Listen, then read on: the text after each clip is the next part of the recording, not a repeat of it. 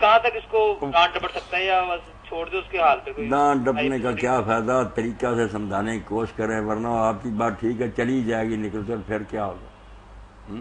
بس تدبر سے کچھ معاملے کو سلجھائیں، جو باقی اگر آپ ایک جگہ پہ سٹینڈ لیں گے تو وہ چلی گئی تو پھر آپ زیادہ بدنامی کا شکار ہو جائیں گے نا۔ بالکل۔ مولانا آخری بس سوال یہ پوچھنا تھا کہ کیا کعبہ کی طرف مولانا پاؤں کر سکتے ہیں، پاؤں کر کے سو سکتے ہیں؟ ایسی باتیں جو نا یہ مسئلے نہیں ہوتے، نہ کتابوں میں لکھے ہوتے ہیں، لکھ بھی دیے علماء نے کہ مد الرجل القبلہ، نہیں ٹھیک ہے، مگر عقل کی بات ہے کہ آپ کسی محفل میں بیٹھے ہوئے، آپ کے بارد ہوں یا کوئی بزرگ، آپ پاؤں پھیلا رہے آگے، آپ کوئی نامراد کہتا میرے کتابوں میں دکھاؤ یہ کام منع، ہم کیا دکھائیں؟ باپ کے وہ سرانے کی طرف بیٹھ جائے یا اس سے آگے آگے چلے، تو یہ باتیں آداب میں پوری دنیا کی کھوپڑی میں سمائی ہوئی، سارے جانتے ہیں، ان کے لیے بتانے کی کیا ضرورت ہے؟ کوئی نالائق اگر ان کی خلاف ورزی کرے تو کیا دکھائیں گے؟ جی مولانا، بات ہو رہی تھی مقیم اور مسافر کے حوالے سے۔ ہاں، تو امام ابن حزم اور یہ شیعہ حضرات یہ سارے اسی کے قائل ہیں کہ مسافر نے بے شک وہ کہیں ملے دو ہی پڑھیں۔ یہ امام مالک کا کہا جاتا ہے کہ وہ کہتے ہیں کہ اگر وہ قصر بھی کرنا چاہتا ہے اور جماعت بھی لینا چاہتا ہے، صبر کرے، پچھلی 2 رکعتوں میں مل جائے، 2 رکعتوں پر سلام پھیر دے، اس کی 2 ہو جائیں گی، جماعت بھی مل۔ تو کئی لوگ اس کے بھی قائل، زیادہ صحیح ہے کہ پوری پڑھے، مقیم کے پیچھے پڑھے تو پھر پوری پڑھے۔ نہیں، اگر آدمی آیا ہی تیسری رکعت میں ہے اور ہے بھی مسافر تو 2 رکعتیں اگر پڑھ کے سلام پھیر دے تو کیا شریعت میں اس کی کچھ گنجائش نکلتی ہے؟ نہیں، وہ تو میں نے بتا دیا، کئی لوگ اس کے قائل ہیں، مگر صحیح جو ہے نا وہ یہی۔ نہیں، ایک آپ نے تو 2 باتیں بتائی نا کہ اگر اس طرح کی بات ہو تو پہلی 2 کے بعد ہی وہ سلام پھیر دے، آپ تو یہ بتا رہے ہیں نا۔ ہم یہ کہہ رہے ہیں کہ چلیں وہاں تو کچھ بدنظمی کا شکار ہوگا کہ پہلی صف میں وہ آ گیا، اب وہ سلام پھیر کے پیچھے چلا جا رہا ہے، یا مطلب امام کے ساتھ سلام نہیں پھیرتا، وہ کیسے جماعت سے نکل گیا؟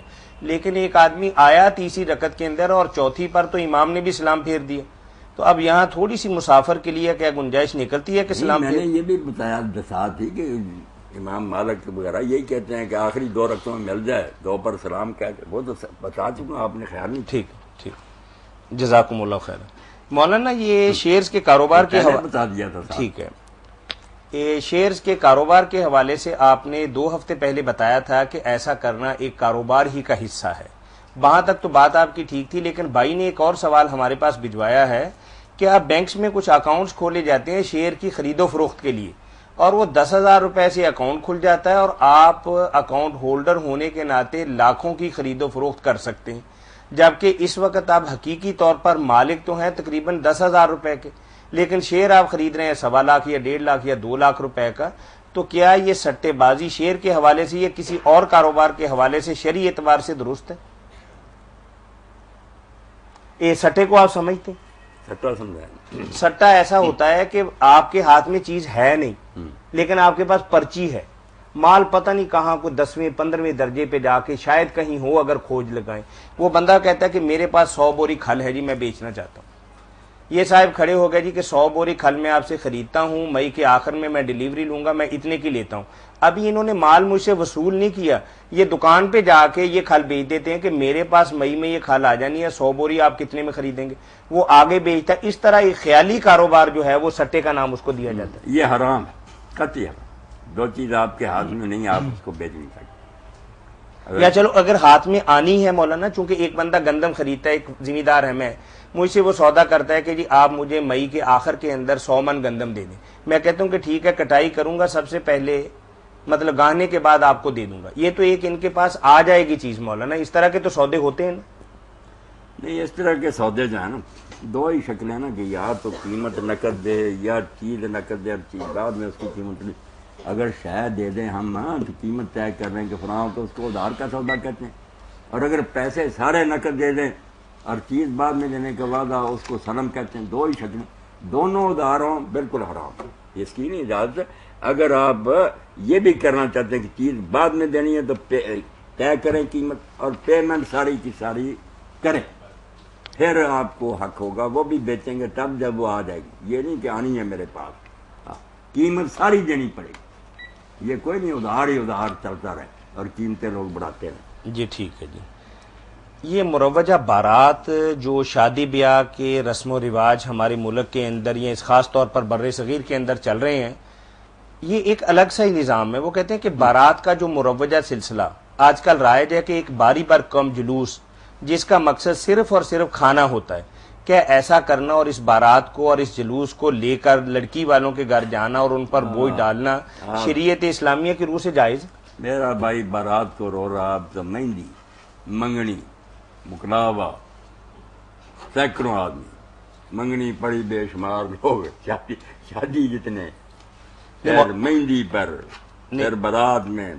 مولانا میں نے ابھی دیکھا ماننے والے جو میرے کو 60 70 یا 30 40 کے قریب بچی کوئی لینے گیا دوبارہ، مکلاوا جس کو کہتے ہیں. نہیں مولانا میں اس کا کیا کہوں، مکلاوا اور اب تو بارات ہمارے ہندوؤں کے لفظ ہیں، یعنی کوئی ہم دین کا یہ ہم ساری. جو سادہ باقی مسلمان اجڑنا چاہتے ہیں تو اجڑ تیار ہے. جب ہندو یہاں ہوتے تھے ان سے قرض لے کر مہاجروں سے یہ ایسے کام کرتے تھے اپنے ناک رکھنے کے لیے. وہ پھر جب آتی تھی گندم وغیرہ تو راستے میں کھڑے ہو جاتے تھے. گھر کو کیا لے جانی، لاؤ نا ہمارا سود ادا کرو. یہ تو شکر کریں چلے گئے. جی السلام علیکم. ان کے پاس کسی مسلمان کے پاس وعلیکم السلام ورحمۃ اللہ. جی مولانا اسحاق صاحب ہوں گے یہاں پہ؟ جی نیازی صاحب کیسے ہیں آپ؟ ہلو جی جی بول رہے ہیں. اچھا میرا ایک کوشچن تھا جی مولانا اسحاق صاحب سے. جی فرمائیے. تو یہ جی کہ جو اسٹاک ایکسچینج میں شیئرز کا کام کرتے ہیں اس کی مذہبی جسٹیفیکیشن کیا ہے، مذہب کا اس کے بارے میں پوائنٹ آف ویو کیا ہے؟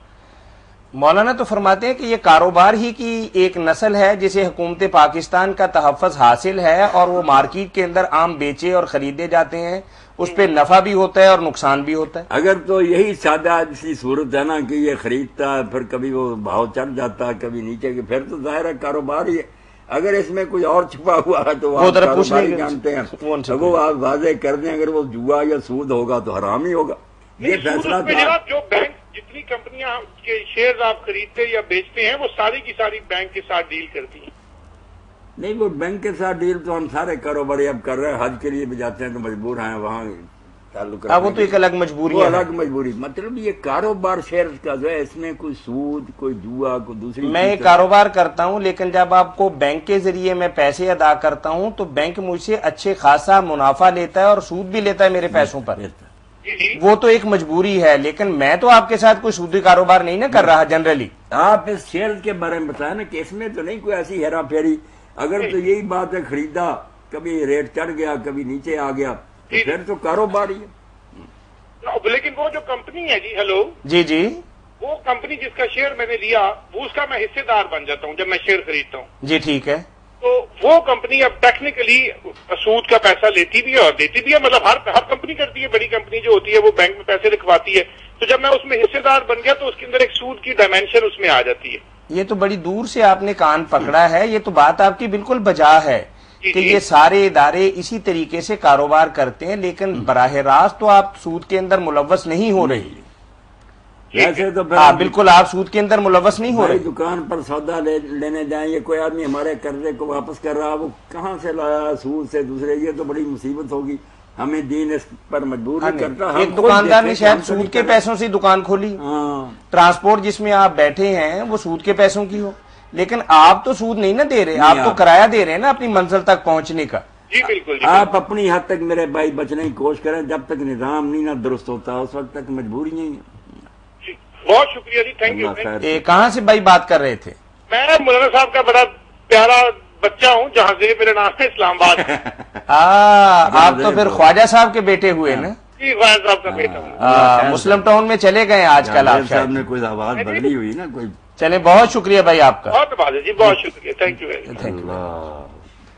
اور کون سا سوال؟ جی سوال ہے جی آج کل بھائی کہتا ہے کہ جناب مفتی صاحب السلام علیکم، میں آپ کا پروگرام بڑے شوق سے دیکھتا ہوں، اللہ تعالیٰ آپ کو جزائے خیر عطا فرمائے. بھائی نے کہا کہ ذرائع ابلاغ اجتہاد کو آج کل زیر بحث لائے ہوئے، براہ کرم اجتہاد کی تعریف اور کون شخص اجتہاد کرنے کا